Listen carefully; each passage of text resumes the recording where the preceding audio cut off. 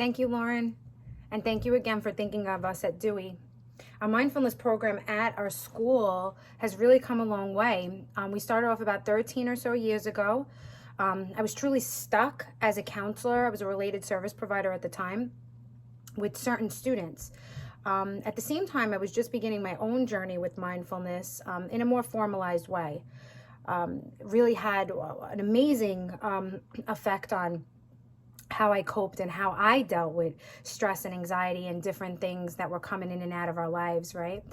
And so it just clicked for me one day, and I began to bring mindfulness into my practice with the students, and then I began to bring it into the classroom, working in the moment with students in the room.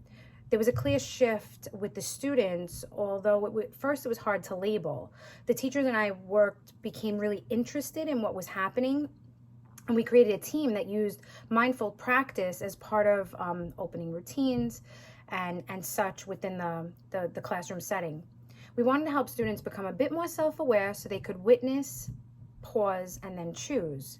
We noticed how it helped to be able to self-regulate, and they had this newfound awareness. The other finds were an added bonus. We noticed that students that had high levels of anxiety, maybe due to trauma or environmental stress, really did well with a lot of the techniques and noted that their anxiety levels were decreasing, and they were able to use the techniques when they felt, when they were under extreme stress. We noticed that students began coming to school that may have been absent from school a little bit more frequently. And then what really got us was these students started to pass their Regents exams. And that was a shock, I think, to the people working with them.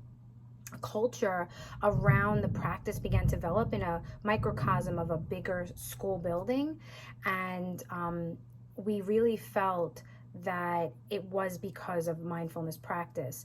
When we asked the students, what was different, what changed for you, what is the practice like, can you describe it? They always had trouble naming what exactly it was.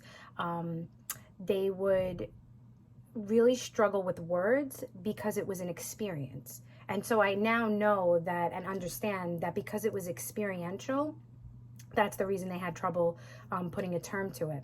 As the program expanded, our team also expanded to different members of the school community. Principal allowed us this physical space to showcase our dedication to the practice. A schedule was created, and this space was open to students and staff. We did workshops for the teachers on, what the room was going to be used for, how it was being used. We gave them these strategies and techniques as well. We also created classroom guidance lessons on test anxiety, anger, and self-care, which was embedded through the practice. We gave these to freshmen over the course of 4 years, and I'm super proud to say that this is the 4th year in a row. And so every student in our school at this point has had 4 lessons on mindfulness, in which is supported by the room and our club. Mindfulness practice is now woven into our school. Teachers have come to me, they tell me, I'm using a mindfulness minute here as an opening, using this technique as part of a transition, I'm using, or I'm just using the practice on my own, which is actually nice to hear as well. This year I was fortunate enough to be certified by YMPTT in yoga and mindfulness through the DOE. The program really focuses on breath work and movement, and has a mindfulness component. I feel that the structure of the program is really going to help me move into the next steps at our school, which is training students on how to support the room and lead mindfulness practice for students and staff. And so I really feel that the structure of it will really lend well to the training that's going to take place in the next step. So without further ado, I would love to invite you all to join one of our students at Dewey, Nala Kano, in a short centering activity. Thank you.